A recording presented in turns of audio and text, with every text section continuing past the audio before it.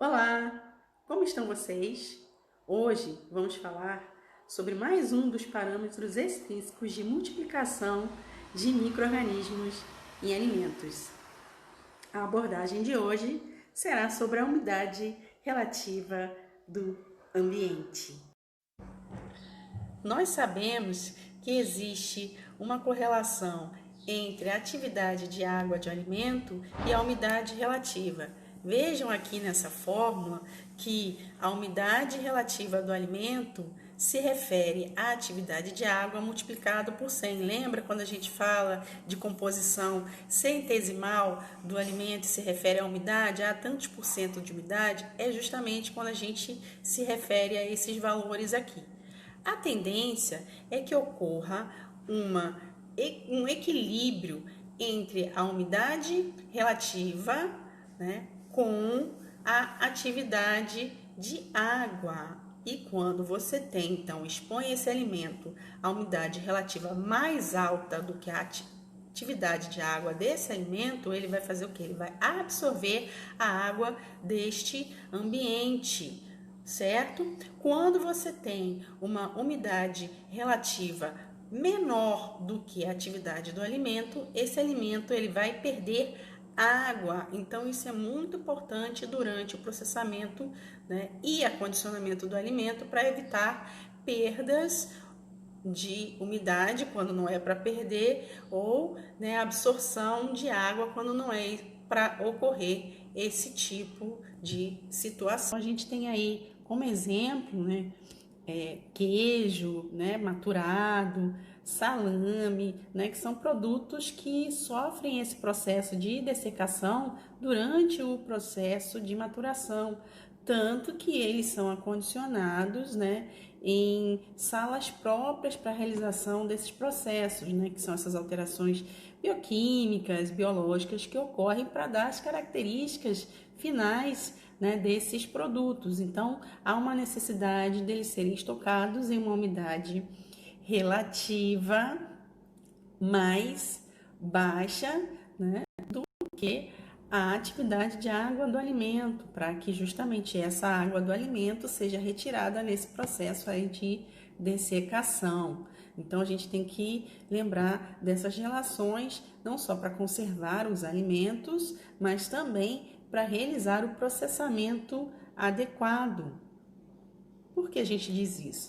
Né? Existe, né, essa relação da umidade com a temperatura de acondicionamento do alimento. Então, exemplo aí, se você tem uma temperatura mais alta, a tendência é que a umidade relativa ela seja menor e vice-versa. É esse exemplo que nós estamos vendo aqui desse queijo completamente deteriorado pelo crescimento de fungos na superfície. O que aconteceu? Era um produto que deveria estar acondicionado numa umidade relativa mais baixa, né? Geralmente isso acontece com produtos dessecados, né, que sofreram esse processo aí de desidratação.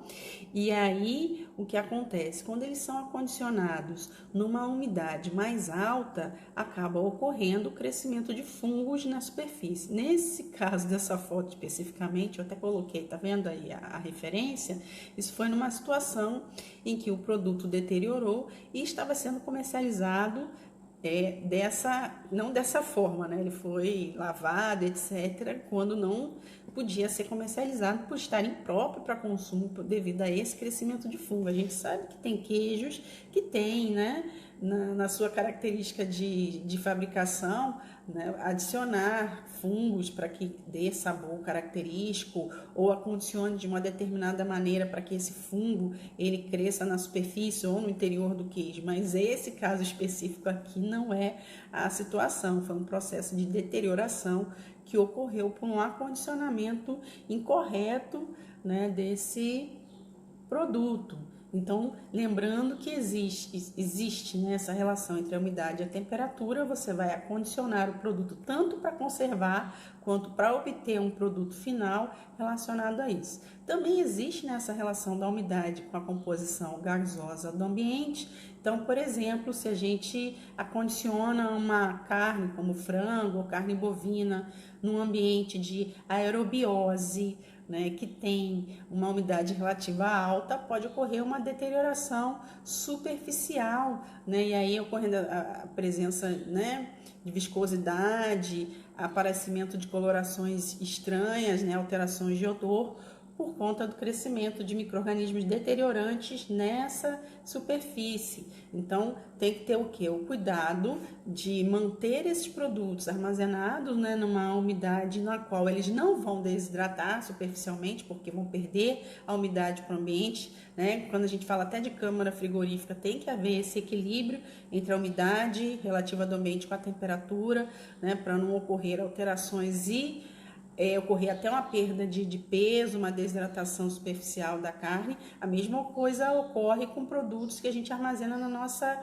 geladeira, né, que podem ocorrer essas alterações devido a isso. Então, a gente não pode acondicionar uma carne destampada, né, seja na geladeira de casa, seja um serviço de alimentação, sem alguma proteção. Então, uma forma de evitar esse tipo de alteração é acondicionar, aí o exemplo, né, coloquei esse frango embalado em atmosfera modificada, né, que aí você evita, né, a multiplicação de micro-organismos na superfície do produto, mas a gente tem que lembrar disso, né, que você tem que proteger o produto para que ele não perca umidade para um ambiente ou, né, que provoque o desenvolvimento desses micro-organismos deteriorantes. Então, não só a atmosfera da embalagem em si, mas o próprio fato de evitar essas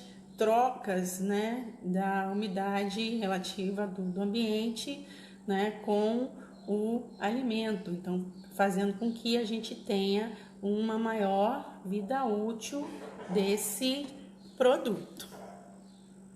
Próxima semana aguardo vocês para continuarmos esse assunto e depois faremos uma enquete para saber quais serão os temas dos próximos vídeos. Até logo!